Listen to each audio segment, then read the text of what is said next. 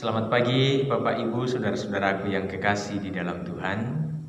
Selamat berjumpa kembali dalam saat teduh pagi ini bersama Jemaat Ebenezer Bekasi, edisi Rabu 17 Juni 2020. Sukacita sekali boleh diperjumpakan kembali bersama dengan Bapak Ibu Saudara-saudara dimanapun Bapak Ibu Saudara-saudara berada pada hari ini.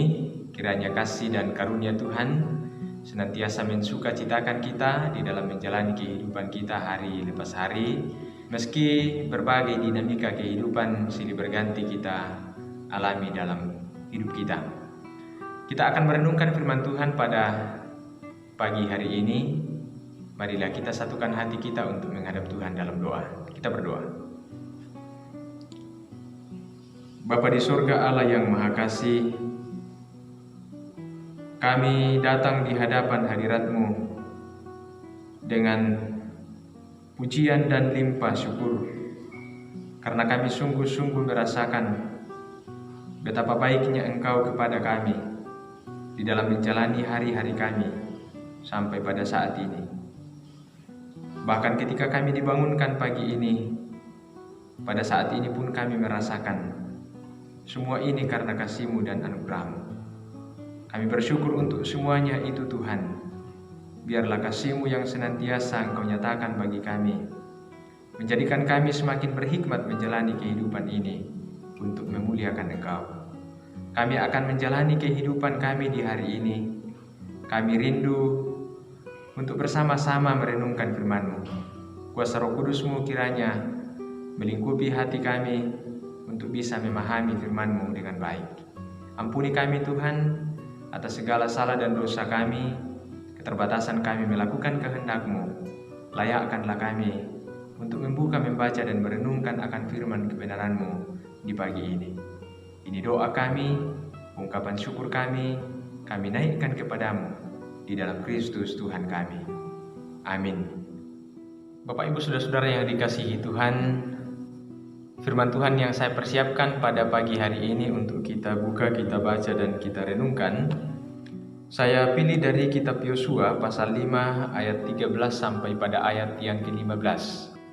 Yosua pasal 5 ayat 13 sampai 15. Firman Tuhan demikian, Panglima bala tentara Tuhan. Ketika Yosua dekat Yeriko, ia melayangkan pandangnya. Dilihatnya seorang laki-laki berdiri di depannya dengan pedang terhunus di tangannya. Yosua mendekatinya dan bertanya kepadanya, "Kawankah engkau atau lawan?" Jawabnya, "Bukan, tetapi akulah panglima bala tentara Tuhan. Sekarang aku datang." Lalu sujudlah Yosua dengan mukanya ke tanah, menyembah dan berkata kepadanya, "Apakah yang akan dikatakan tuanku kepada hambanya ini?" Dan panglima bala tentara Tuhan itu berkata kepada Yosua, "Tanggalkanlah kasutmu dari kakimu, sebab tempat engkau berdiri itu kudus." Dan Yosua berbuat demikian. Amin firman Tuhan. Berbahagialah kita jika kita senantiasa mengambil bahagian untuk mendengarkan dan merenungkan firman Tuhan. Terlebih ketika firman itu terus kita pelihara dalam hidup kita dan kita mau untuk melakukannya dalam perjalanan kehidupan kita. Amin. Bapak Ibu Saudara-saudara yang terkasih di dalam Tuhan, firman Tuhan akan kita renungkan pada pagi hari ini.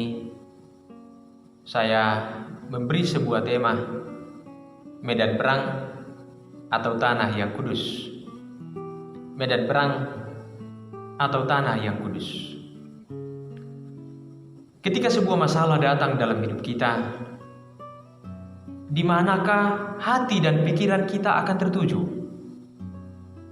Ketika masalah datang dalam hidup kita, di manakah hati dan pikiran kita akan tertuju?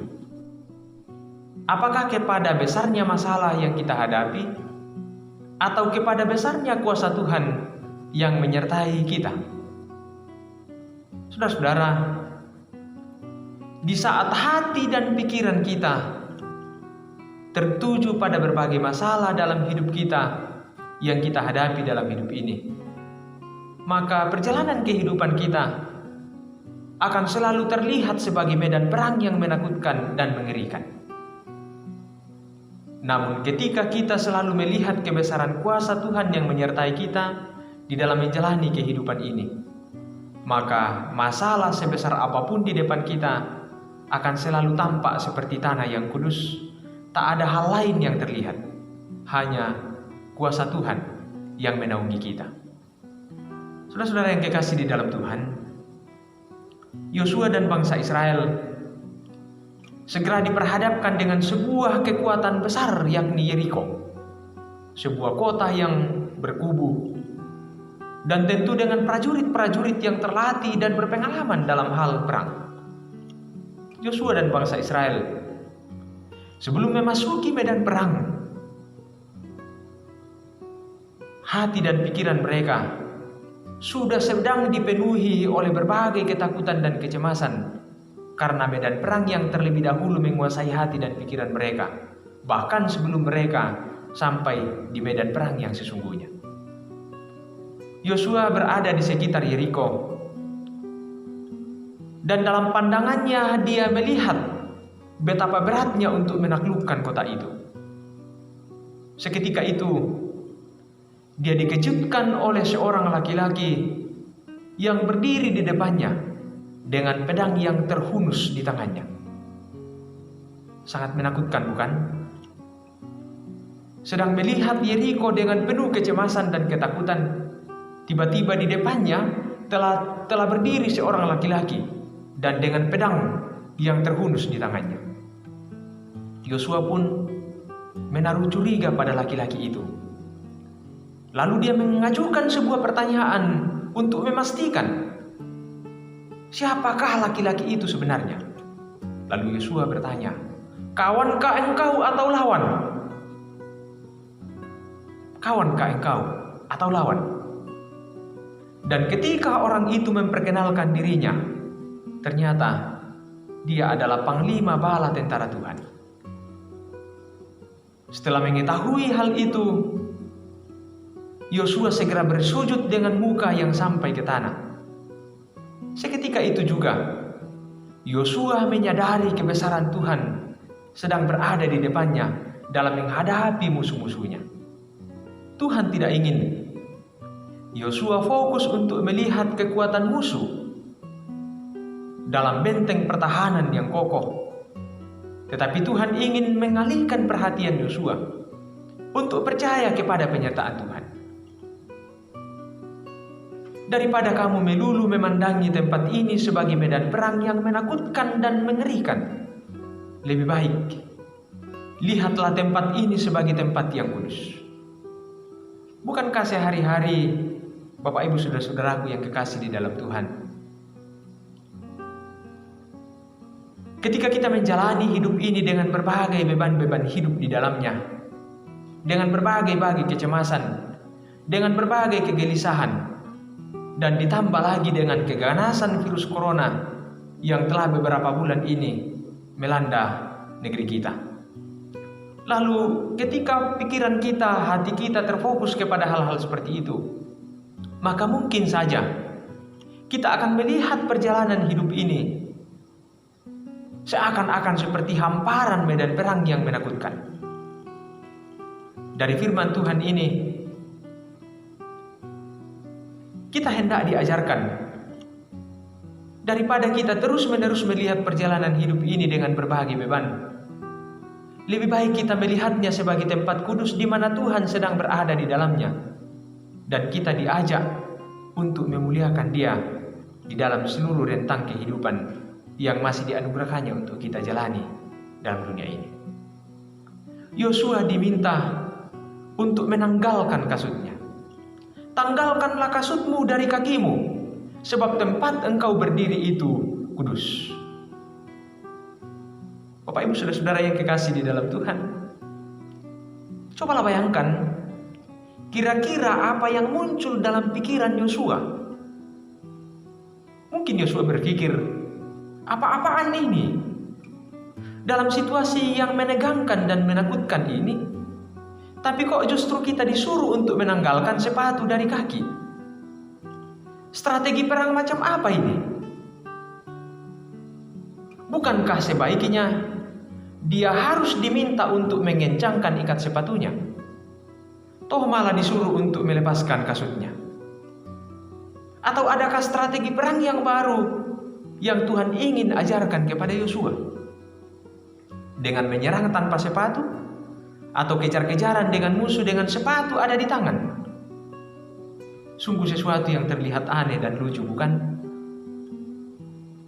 Namun Bapak Ibu saudara-saudara yang kekasih di dalam Tuhan, di balik peristiwa itu, Allah ingin mengubah cara pandang Yosua dan orang-orang Israel dalam menghadapi sebuah perjuangan hidup yang terlihat sangat berat, sangat menakutkan, sangat mencemaskan. Bagi orang-orang Israel yang ada di depan itu adalah tantangan yang menakutkan. Tetapi bagi Tuhan, itu adalah sebuah kesempatan untuk memperoleh janji Tuhan. Bagi orang-orang Israel di depan itu akan terjadi sebuah pertempuran yang sangat mengerikan. Tetapi bagi Tuhan, itu adalah tanah kudus yang justru akan menjadi kesempatan untuk memuliakan Tuhan.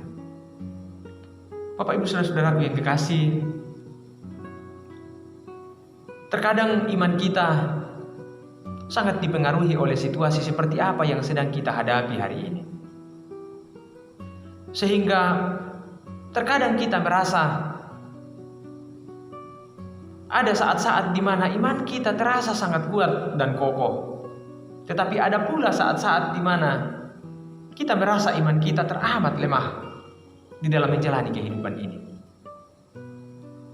Ketika segala sesuatu berjalan sesuai dengan kemauan kita, ketika kita menjalani hidup ini tanpa ada pergumulan yang kita alami, dan kita menyaksikan matahari bersinar cerah di pagi hari, serta mendengarkan kicauan burung-burung yang merdu, maka iman kita terasa sangat kokoh dan sangat mudah untuk percaya dan meyakini kebesaran Tuhan.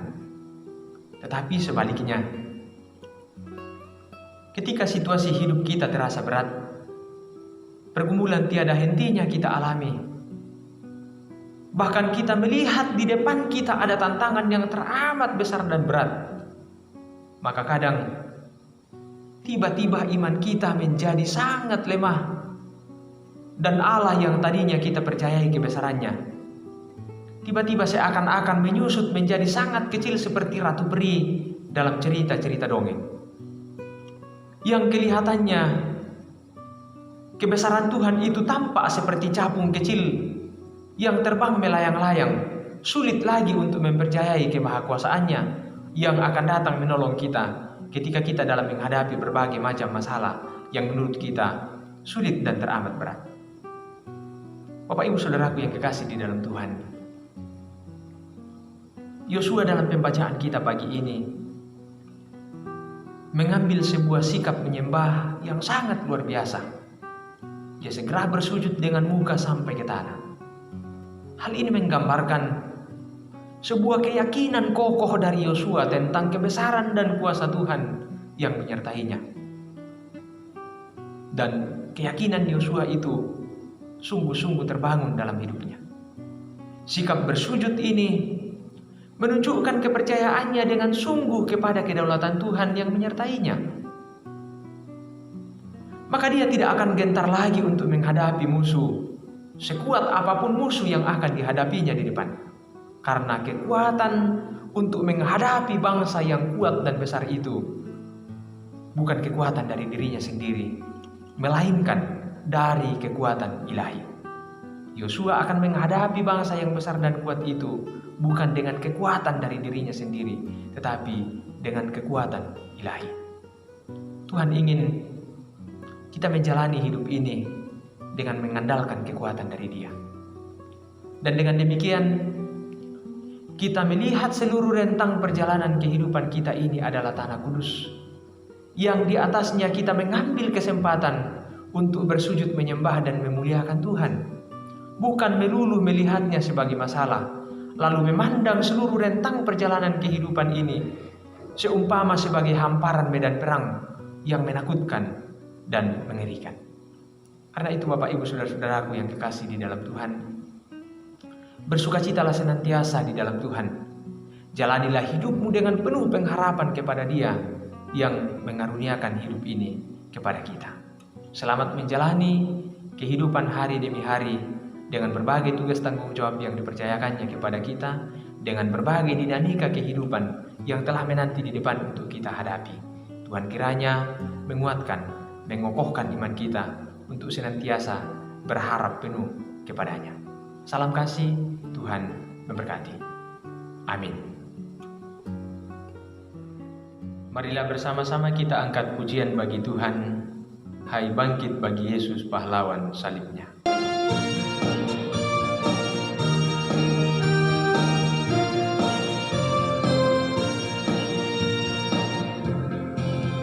Hai bangkit bagi Yesus pahlawan salibnya, anjungkan panji raja dan jangan menyerah.